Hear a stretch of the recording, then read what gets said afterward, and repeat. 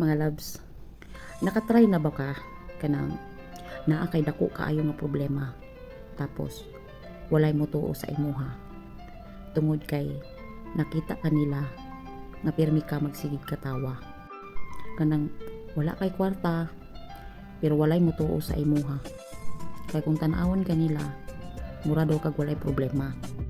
So ingani man gud ni naay mindset sa usa ka tawo nga gusto nila once nga problemado ka mo reflect pud na sa imong itsura, dili ka pwede mo katawa, dili ka pwede magmalikayon. Ang gusto nila once nga naa kay problema kanang tan-awon ta nga mura na pud kag tala. Mo nay mindset sa tawo nga gusto na ko utrohon.